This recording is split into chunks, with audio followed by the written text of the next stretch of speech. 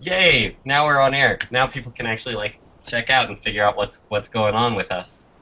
Okay, so now our agenda starts with an approval in the chaplaincy committee, except for the fact that Rachel isn't here yet. So we're pushing that to the end, and hopefully she will be able to join us sometime between now and the end of the meeting, so that we can do that. Okay, so instead we are jumping down to the bylaws changes. Now, the most notable piece of the bylaws changes, as Matthew has hinted at, is the reduction in size of the board. Now, the thing to be keeping an eye on with these changes is the fact that there are no positions that are actually eliminated. So the ones that get removed from the board are the historian, food supervisor, and head chaplain, and then one of the three members at large. Now, all of the positions still exist. They simply do not get elected. They become an appointment-based position, which increases the flexibility of the board, increases the ability for us to be able to get things done, and increases the ability for us to essentially keep everything running, so that we have situations like what we had happen actually at the last con, where we had both Quincy and hey Rachel, both Quincy and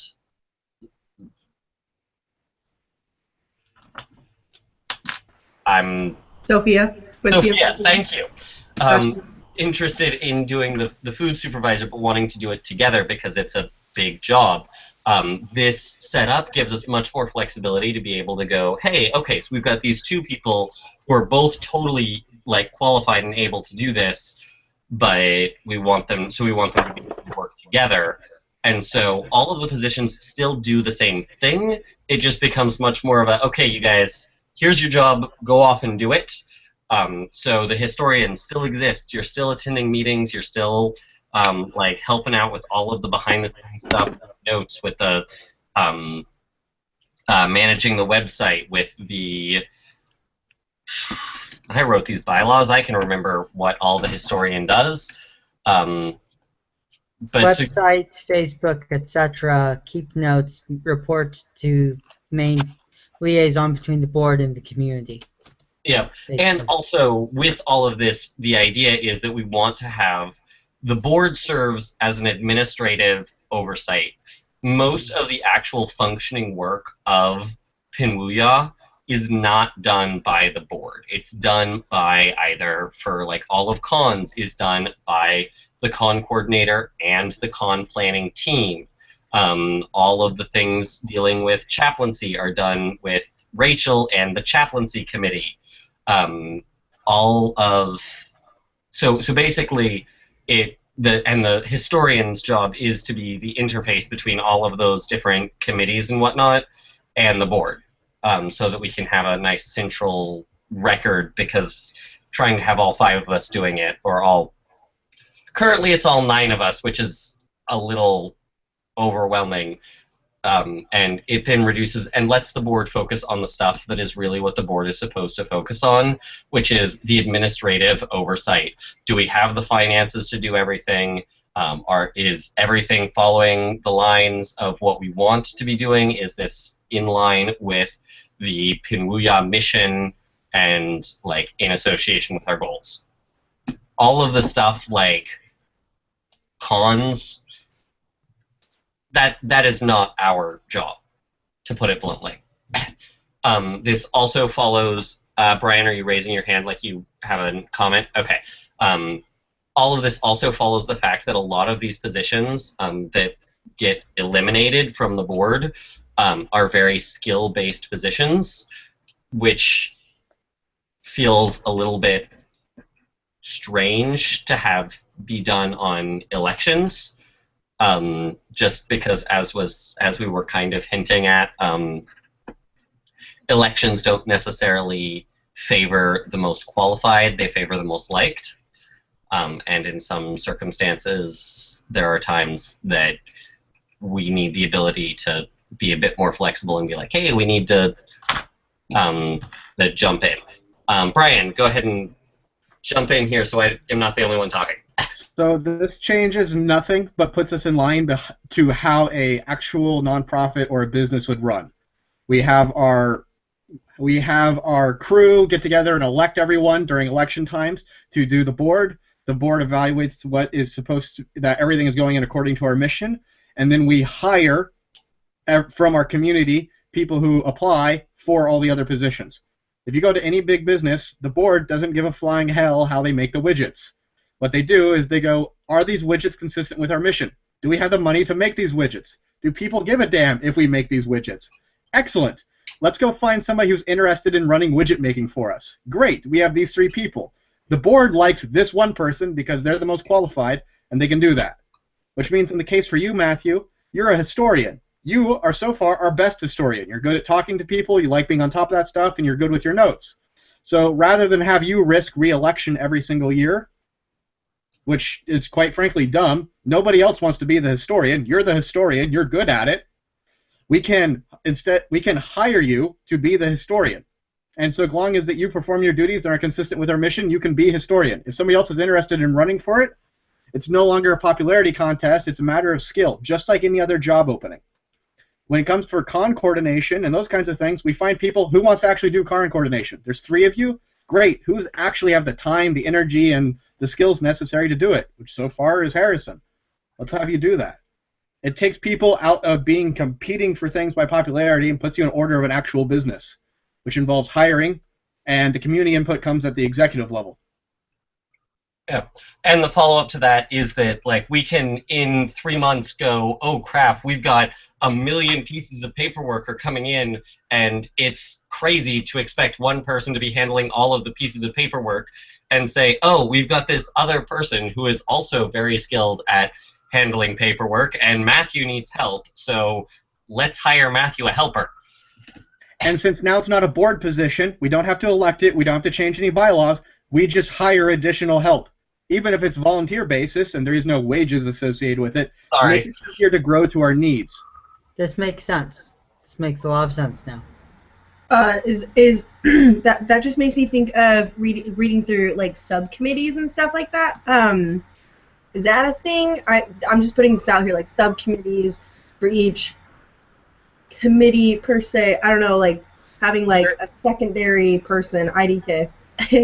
There is not currently a setup of that every person with a named title also gets a named subcommittee. That being said, that's another one of the beauties of this system, is that we can get 3 weeks into it, we can get 2 years into it, and we can go, this should be a committee, not a person, and say, okay, it's a committee. Where's our next 3 people to put on it?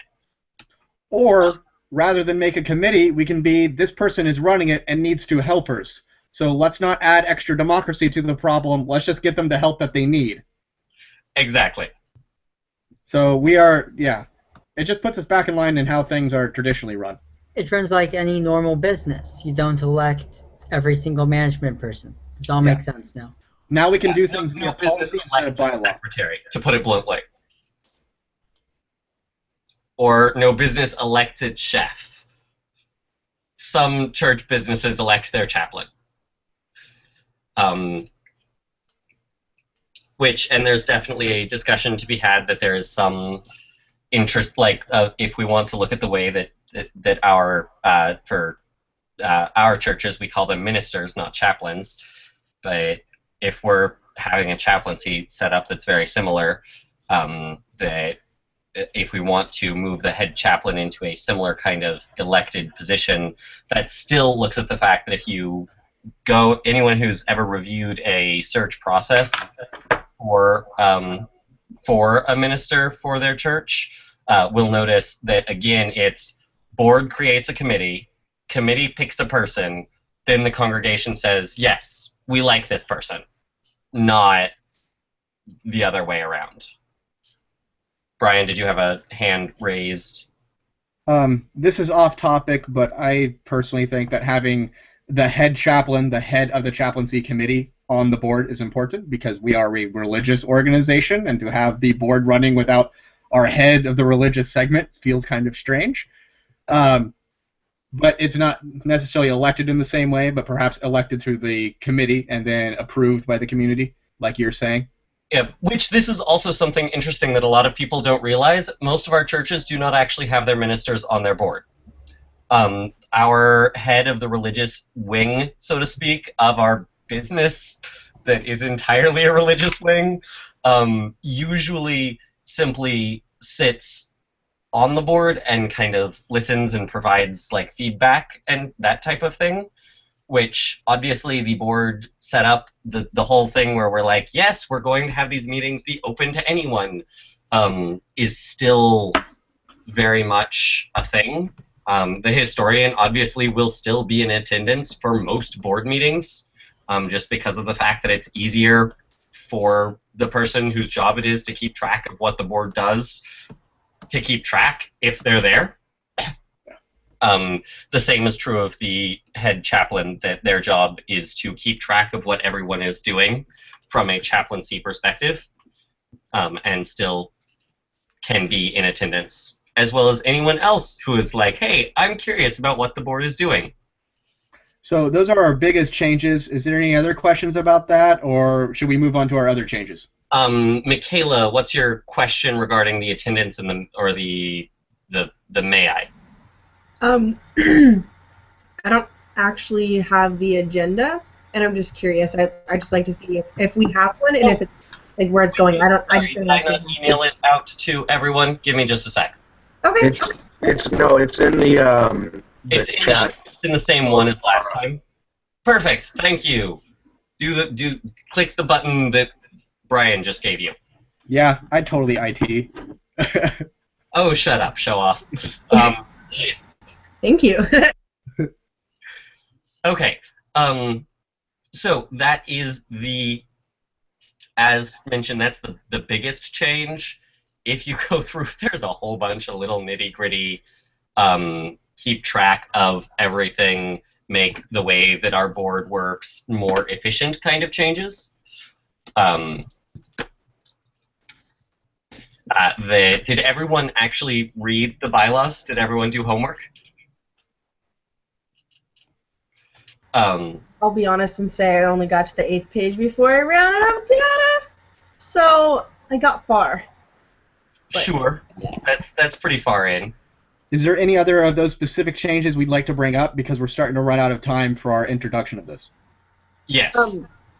Specifically, the one that I noted earlier that I was gonna like spam you guys with is 5.06. Basically, is the multiple people. Obviously, Sophia and Quincy, obviously the two people for the same position. That's the only one I was thinking of, top of my head. That's all.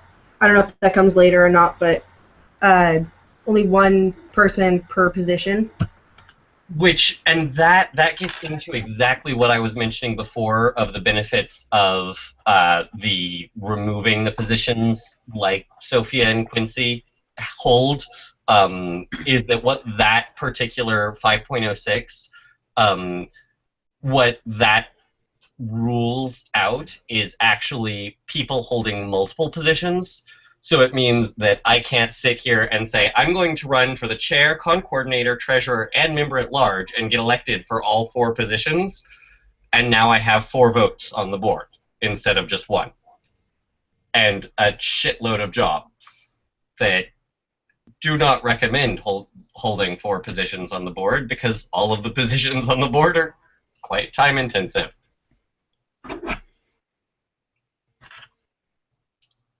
Any other points people are interested in or like to cover before we move on to voting? Go ahead, Harrison.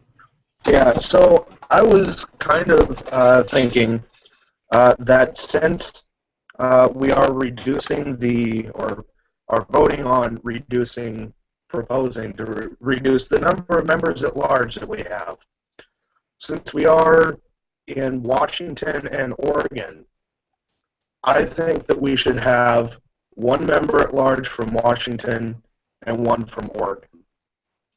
That just makes sense to me, since we have 2 positions and we have 1 liaison from Washington and one from Oregon to voice concerns of both states. That just seems right to me. Brian, is yours follow-up on that? Go ahead.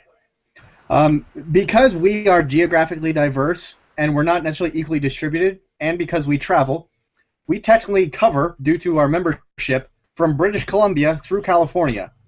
So if we wanted to divide it by geography, then we'd give one to California, one to Oregon, one to Washington, one to British Columbia, which we don't have an equal number of people in that area. Huh? And possibly one to Idaho.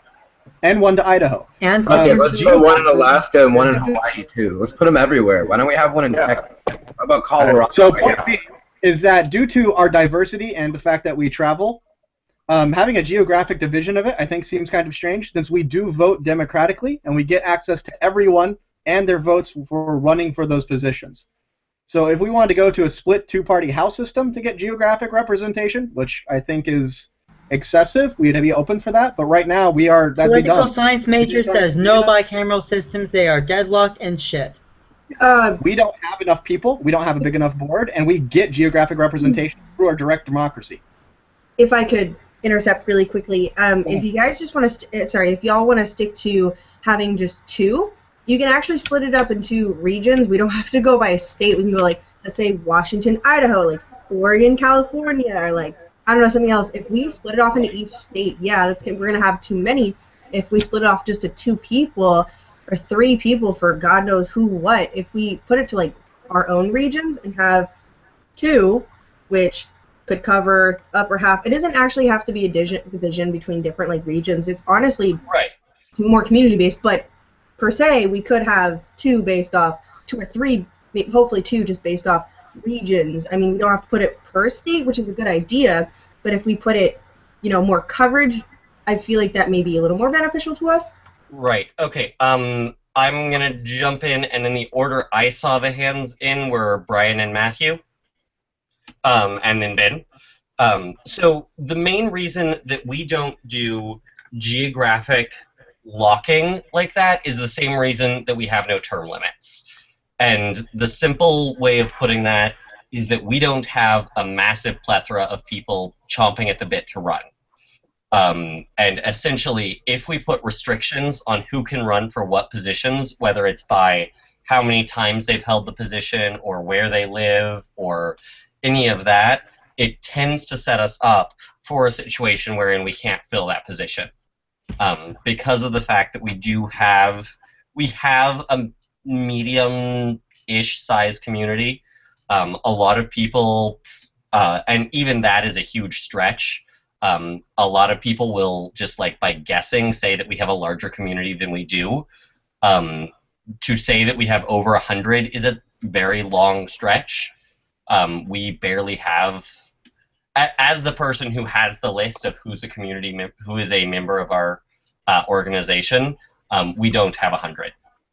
And so trying to sort that out by where we are pulling our people from, it sets us up for situations where we are trying to get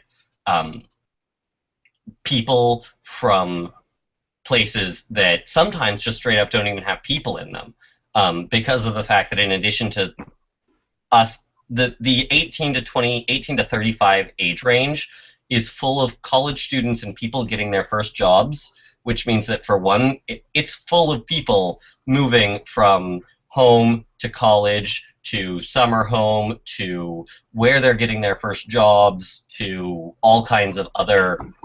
Basically, we're a very, very mobile group of people. We're very prone to having people move at random.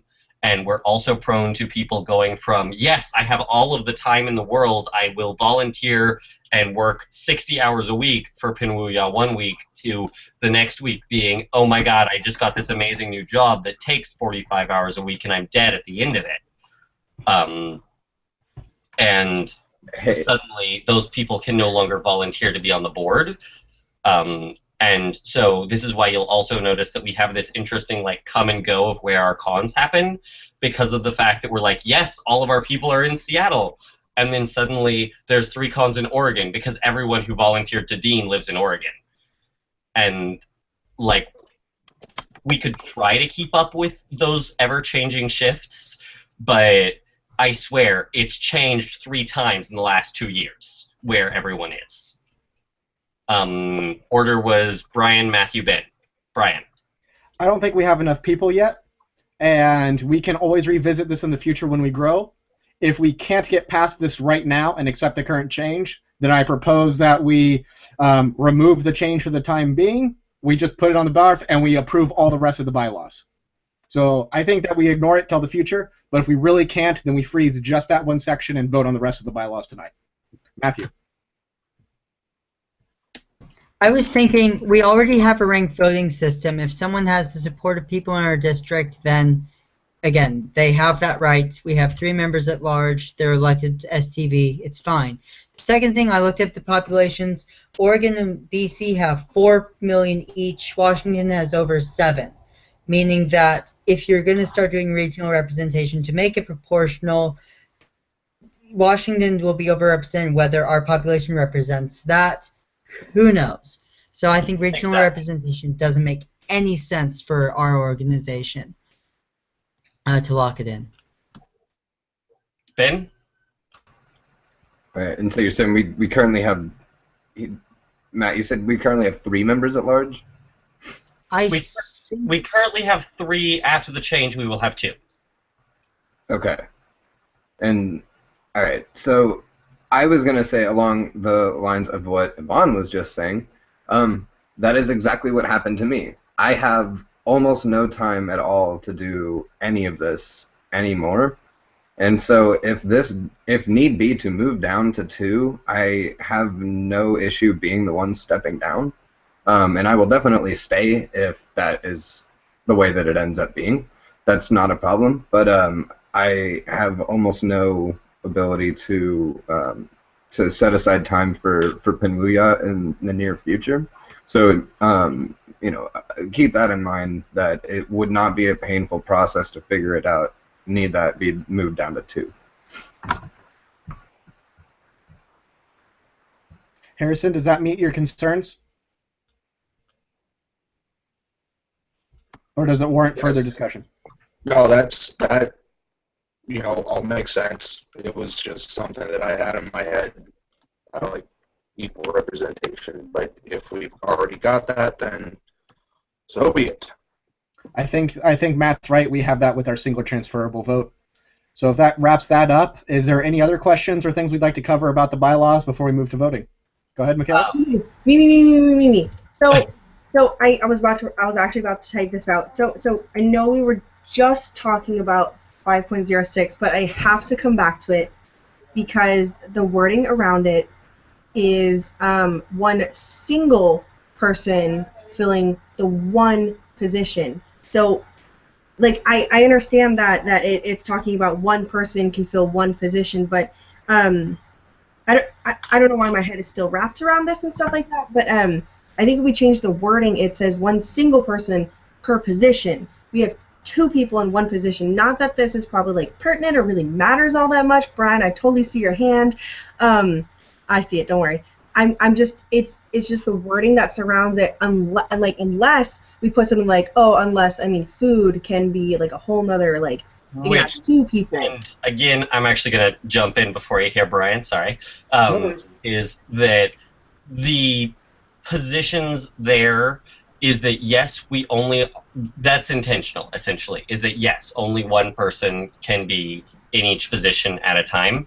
And so the fact that we currently have 2 people on food is technically a violation of our bylaws. Mm-hmm. Because I think that that's the same verbiage is in the current bylaws as well. It's been a while since I've actually read them.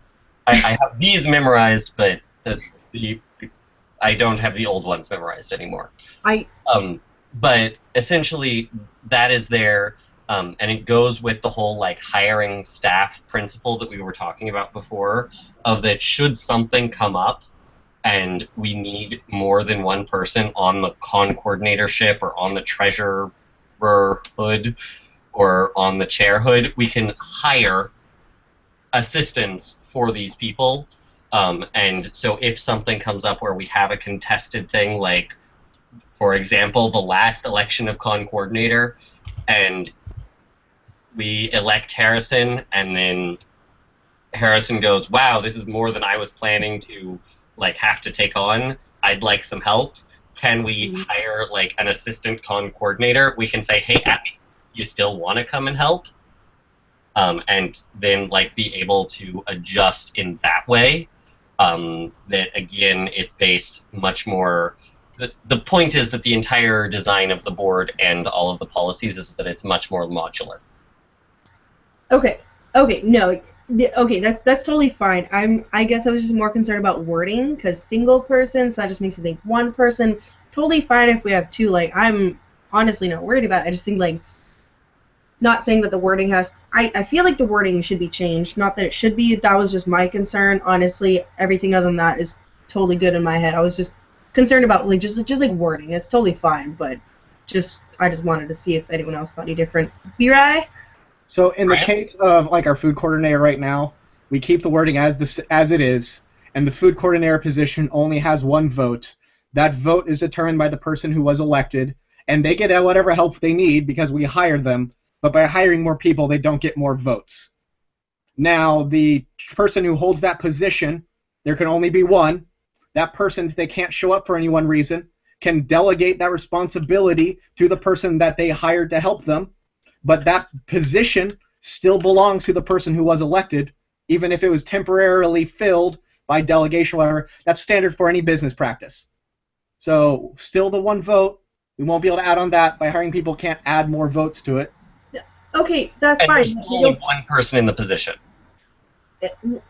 Okay, fine. I guess just my argument is we technically put on two people, Quincy and Sophia, which, once again, totally fine. For the record, the first thing that happened after that was that I went and cornered them and was like, only one of you gets a vote. You should like decide between yourselves right now who is the actual like official person. Okay. I wasn't there for that, so I don't actually... Who? Right, no one was there for that. I just went and found them later and was like, by the way, this is how we're getting around this. Okay, so I guess my question is, who is our numero uno? Technically it's Quincy. Okay, that's fine then. Okay, that's all I wanted to clear it up. That's perfect. Okay. Cool. One body, one vote, one Cesar who's totally in charge, and how they divide that amongst their help is their deal. Yes. Okay. So, with that, we are now at the, 30-minute mark, but as I said in the group chat earlier, I don't want to cut off this discussion until, we actually have had time to fully discuss it. Are there more things that people are uncomfortable with or would like to have additional discussion about before we move on to the super fun voting part? Now's your chance, Michaela. I don't know if this comes later. I'm just now reading the agenda. Yvonne, we talked about this. The first aid, Mike Hefner. That's later. That's later. Okay. Never mind. Yeah. Okay. So with that, again, now voting, I will also just go ahead and take a minute to lay out the process here. Bylaws are intentionally difficult to change. This is something that comes up every once in a while when we start changing bylaws that people are going, maybe should we change that process? No, it's intentionally difficult to change. What happens is that the edits are basically proposed, which is what's happened. Went through, did the edits, proposed. The board discusses and decides that they support the edits, at which point the edits are sent out to the community, which they technically already have been, but so the community then gets to start sit and read, and there'll be little these discussions will happen. I want to make sure that there's at least one more of these sessions that isn't with just us, the board, but that is either me sitting here with an open Hangouts link for anyone who wants to in the community to jump in, or if we really want to get exciting, we can try and take shifts of who has office hours for talking about board bylaw changes. That's actually later on the agenda as well, but and then after that we find the first con that we can put a business meeting at. It will probably be SummerCon. It might get pushed off to fall, just depending on how much discussion occurs. Because we want to also make sure that we don't want to sneak these things onto the community, basically. And then following that, at the business meeting, that will just be, the business meeting is not a discussion. The business meeting is just a yes/no vote, just like what we're about to take, and all discussion has to occur before that. And then the community takes the vote. If for whatever reason, at any point between our vote now and the vote that the community makes, there is a sufficient enough issue raised that we're like, oh yeah, we want to change that. We go back to step one, rewrite the bylaws, rediscuss as the board, revote yes as the board, take it back to discuss with the community, take it out, and also if like we get all the way to the end and the community goes, nah, I don't like those changes, and then we can go back and redo it. Now, alternately, we could do these changes line item by line item, but there are like 50 line items, and I don't think that anyone in the community wants to take 50 yes/no votes, if for no other reason than that it's a lot of nitty-gritty stuff that most people are just like, I don't care. I mean, 50 lines is a lot of lines, man.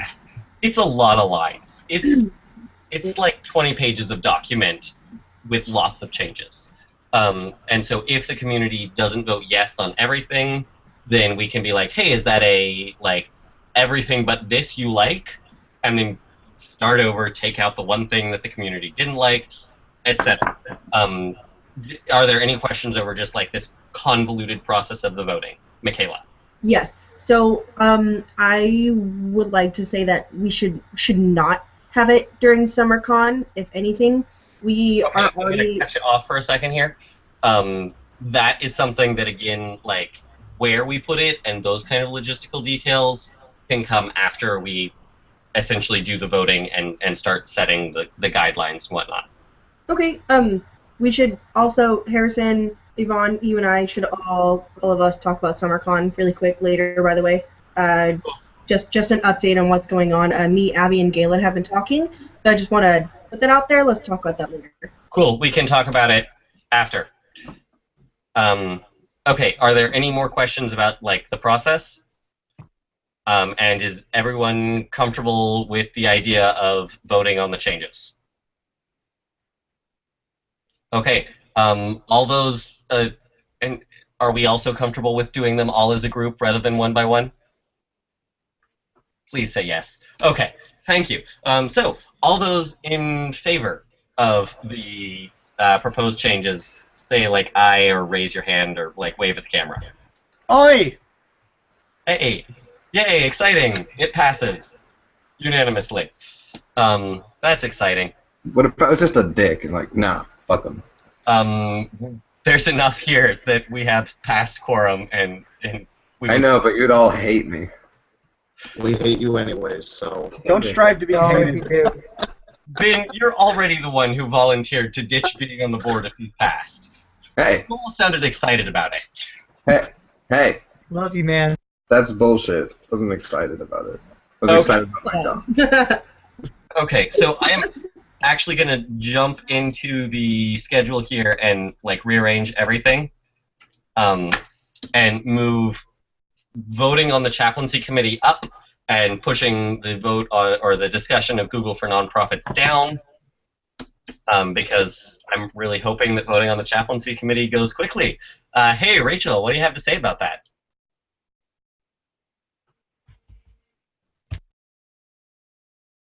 We are not hearing you, Rachel.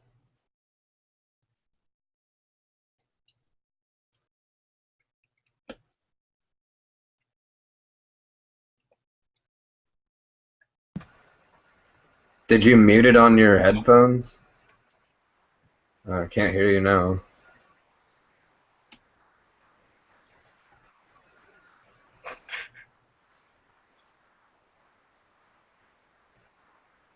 Oh, this is totally what it sounds like when you get hit in the head really hard. Okay, while we work on Your that, guy's not ringing? I'll go back and wait, Rachel, are you back?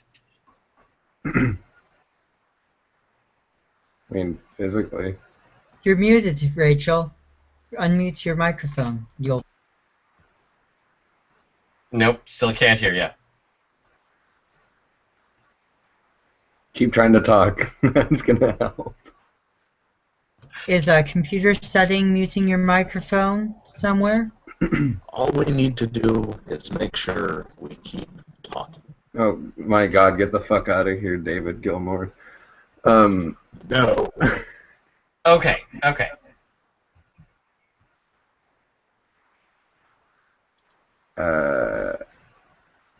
Okay, so we're apparently going to participate via...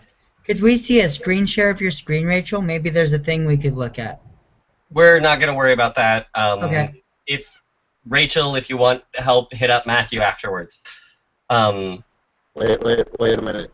She, like... Right, and I was just going to jump over into that.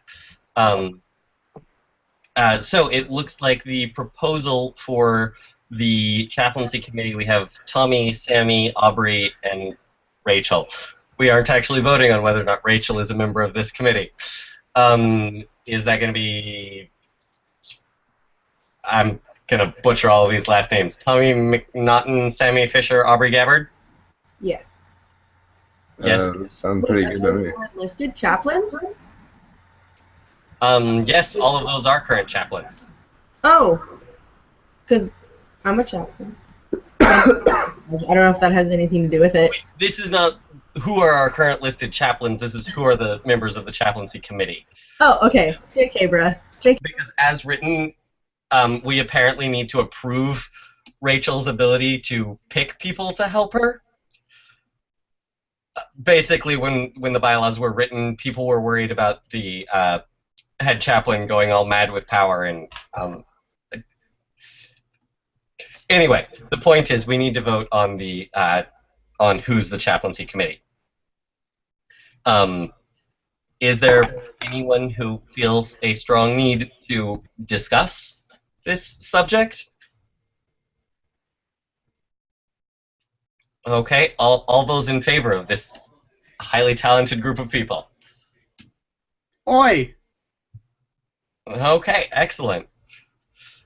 Alrighty then. Perfect, that passes. Rachel, you have a committee. Unfortunately, you still don't have a voice, though. Okay, so, success. Hey, Brian, take it away. Do the usual stuff. So, in quest for being online and having sharing and access and general adult things that make businesses run and be useful for us was one of the things that I got signed to do. I and Yvonne went and we looked at a couple options as part of speccing up a document of what to show you guys and look at all this and how expensive it was going to be, and we found out that we can do it all for free if we get our paperwork together. So free includes having our URL done, having our storage done, having email addresses, having document sharing, having permanent archival, having community communication. I mean, like the whole banana except for hosting. In order to do hosting, we need the other things first, though. So the conclusion between me and her and what we're bringing to the board is let's do absolutely nothing right now, get our 501c3 paperwork put together, and go with the Google nonprofits because the other options range between $40 and $400 a year, whereas this is free and we have access to the entire ecosystem for free, including advertising for when we decide to recruit more members, including storage for all of our documents, including everything for free. It's the whole banana in one place, which is really convenient.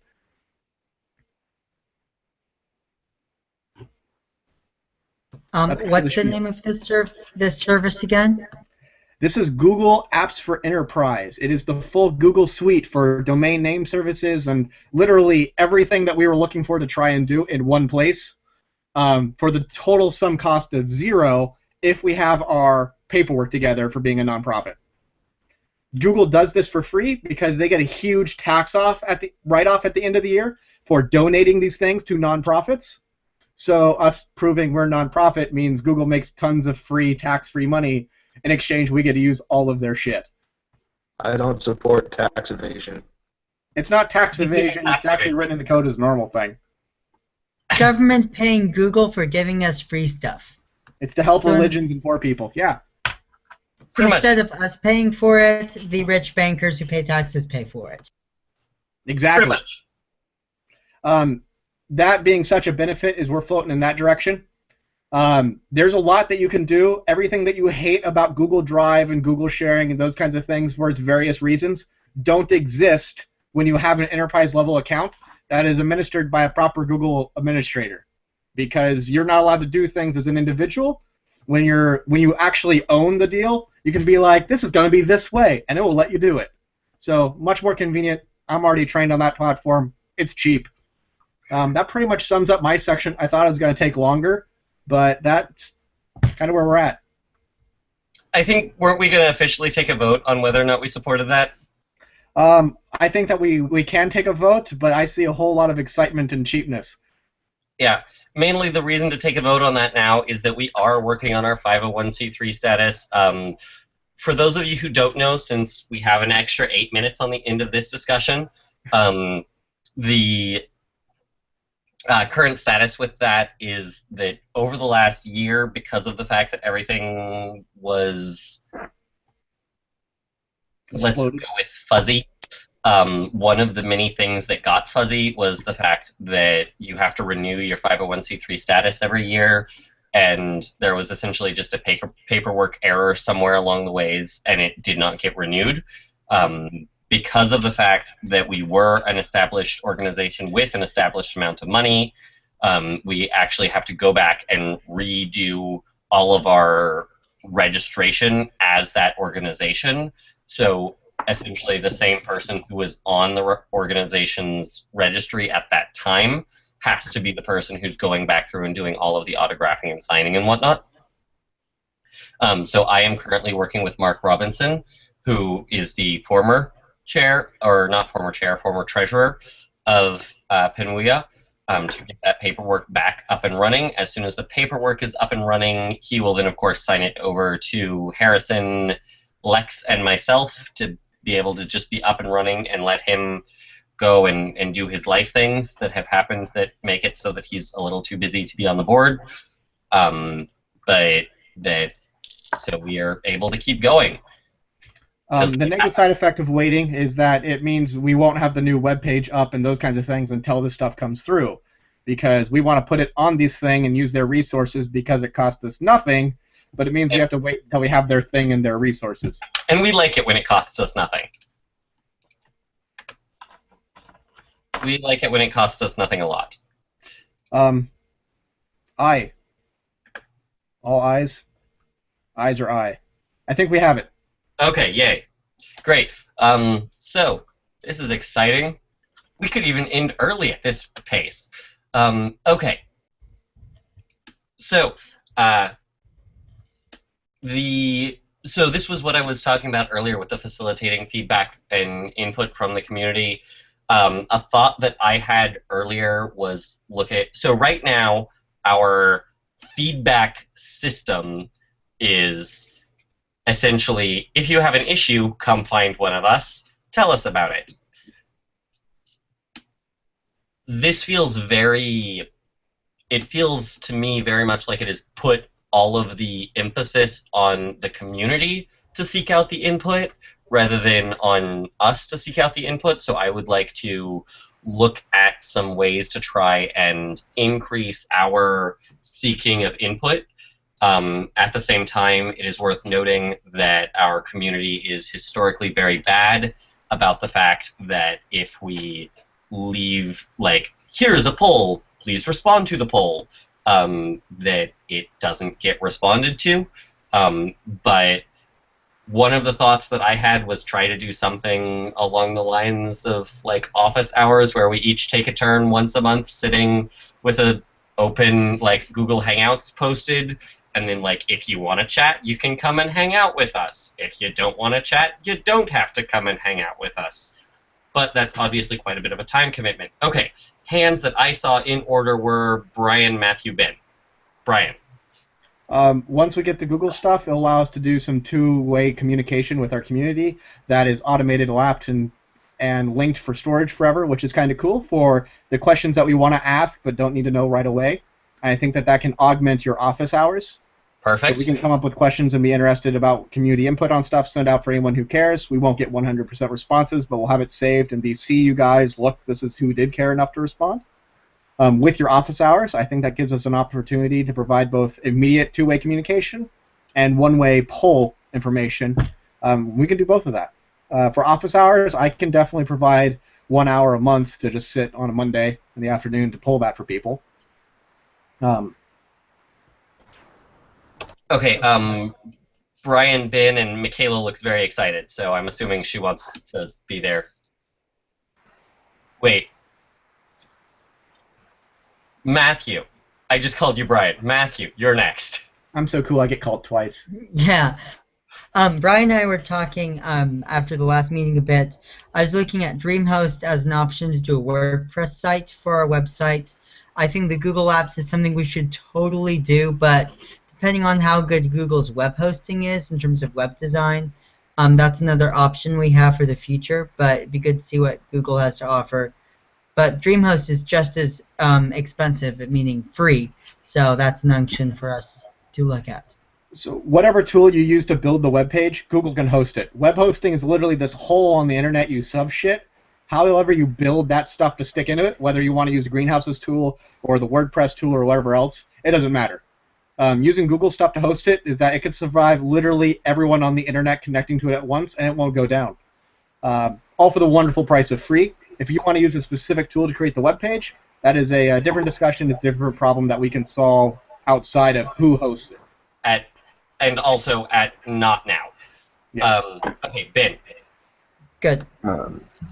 I just wanted to say two things. First, whenever we set this up on a website, whatever we go with, we have to make sure that we find a way to get everybody notified that there is a website, because there's a lot of people that come to every con that only ever see the posting about the actual con on Facebook, even though they're friends with a lot of people that are at cons. They only ever see that one post, and it doesn't always travel very well. So that's on us to try and get the word out about that.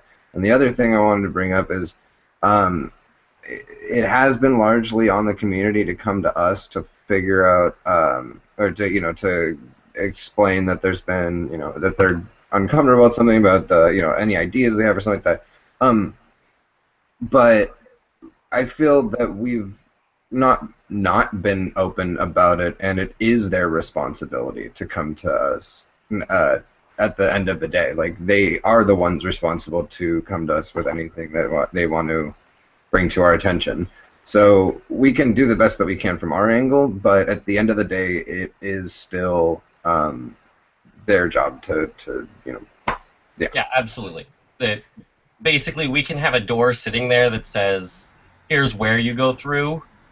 That essentially, it's just right now it seems very right, and I just don't want to. I think we could do a lot better than we're doing, but I don't want to spend a ton of resources on this, because at the end of the day, it's not necessarily our job, and there's already a bunch of stuff we're doing that's not necessarily our job. This is true. To address your first part of that, as for people knowing about the webpage, Yvonne has this wonderful list of all of our official members and their contact information, and we can do an email tree and get everyone wrapped up in one spot in like 30 seconds. So we won't have that problem again. It's worth it enough the PCD with that too. Fuck. Michaela, go. Cool. So the only concern that I've really had with this is the fact that, yes, it's been a majority of the community to come to us, be like, yo, this is what I think, and blah, blah. I understand that position here, that we have the observational tools to understand what we're looking in our community and what has been problematic or even beneficial. I think this, yes, I would absolutely love the allotted time lots for each person to take over, because not one person or a few people can just do this at the same time, because it's not going to work to get everyone in the same conversation. I think it's more, I definitely do agree with the allotted times, and I would love that. I would love to be a part of it. And if people are more comfortable just talking to one person about, let's say, problematic issues or something that's beneficial about the community, like the allotted time. I've said that 3 times now. I would love for this to pass.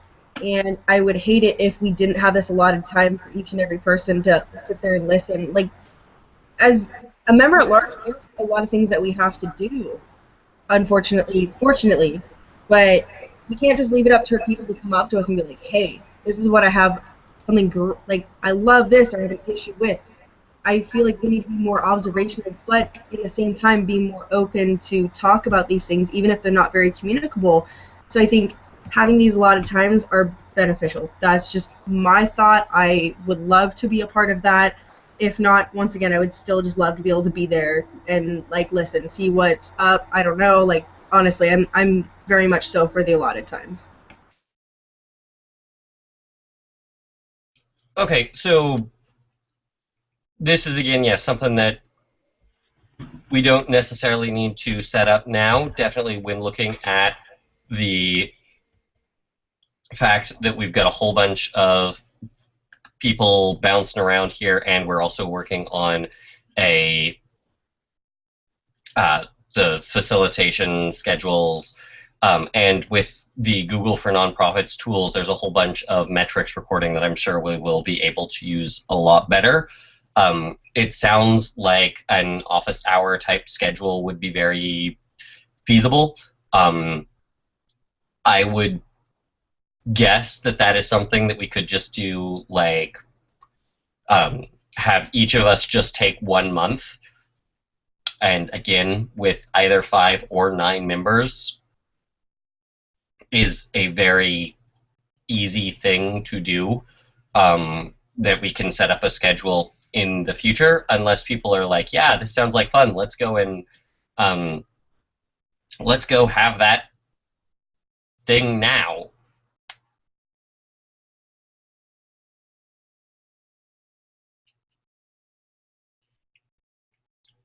So thoughts, do people want to go with set it up now or wait until we have Google to be able to get all of the... I think we should wait. Honestly, like this is a very interesting topic, like to sort this out and delegate and who's going to take which month or like what cycle we're going to take and stuff like that. I still feel like a lot of people are pretty meh about the situation. So every month I think is very appropriate, though. I just want to put that out there. Okay. Ben, go ahead. No, I was going to say I think we should do this at a different time, just specifically because I have to go. But yeah, we also only have like 6 minutes left. Yeah. Okay, so with that, there's nothing else left on the agenda to do. So 6 minutes early. I'm good with calling that. Let me see. So if you need to go, you can now disperse. Michaela, you wanted to stay and chat with Harrison and I, right? Yes. I also wanted to bring up, I don't know if you guys are down for this, but I was talking to one of my neighbors the other day, and she had met a man named Mike Hefner, who is willing to, I don't know if he's willing to travel places, but this is more about the first aid and CPR certification. She said that he was willing to go to like even somebody's house and like do a first aid CPR certification within 3 hours. So I was thinking that could be done within a workshop period that's longer than our 2 workshops that we have. It can be done in one solid period of CPR certification. So we would literally certify a bunch of fucking people within a 3-hour period and then have first aid and CPR set up, and we can do it maybe every 2 years or every 3 years because certification lasts 2 years. Brian, I know you're going to say something. I know it, girl. Let's do it as a workshop at cons. What? Let's do it as a workshop at cons. Let's hire the dude, have him come out. It'll be one of the con workshops. People can come up and get certified for free. Yes, okay. That's exactly what I want to do. I just need to talk to him. I just want to know if y'all are for it, because if we do it every 2 years or something along those lines, we can certify people consistently and have a steady stream of certified people, just like we used to do with our chaplaincy back with as youth, because it was every 2 years. But this certification only lasts 2 years. So my whole thought process is, if I talk to Mike Hefner, I just need to know if this is a plausible thing. Obviously, we can talk about it later.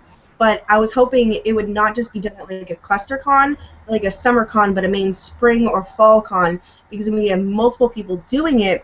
But once again, I haven't talked to Mike yet because I don't know what y'all think. So contact them. so- Get them a cost. Get a cost So per hang on, person. hang cost on. per event for Brian, us. hang we can on. put that together and we can view it for money. Hang on, everybody. Pause for a second on this.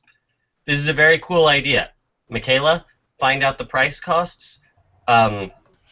Doing that kind of thing is not something that requires board approval unless it requires us to pay the guy. Which that is something that the board would probably want to vote to approve of, because we decided last time that we like the idea of Having trained responders. having trained responders, because I mean Matthew's got retreat in 2013. So far, like, we've had people end up in the hospitals at least once a year, if not more. So yes, first responders is important. Find out the costs, come back to us. I'll make sure it's on the next agenda for our next board meeting to have an actual, like, yes, we will pay this guy to do the stuff. Because I'd also like to have Lex around for that. That being said, there were a few, like, hands. Is there anything regarding that that is not addressed if we're saying it's just tabled till later? Mm-hmm. Was that yes, as in that covers everything, Matthew, or yes, as in you have more to say on it? I'm pretty good. Okay, great. Oh, there we go. Brian, are you sticking around because you want to chat about something as well? Or are you just interested in hearing what the updates on con are? I was sticking around to make sure we make it through the first aid thing, and after that, I can fuck around, or I'll probably take off. I got homework to do. So have fun, y'all. Yep, okay. Matthew, are you also just here for that? I'm just here to chat and see if there's anything important I can help out with, because Okay. I've got nothing else to do.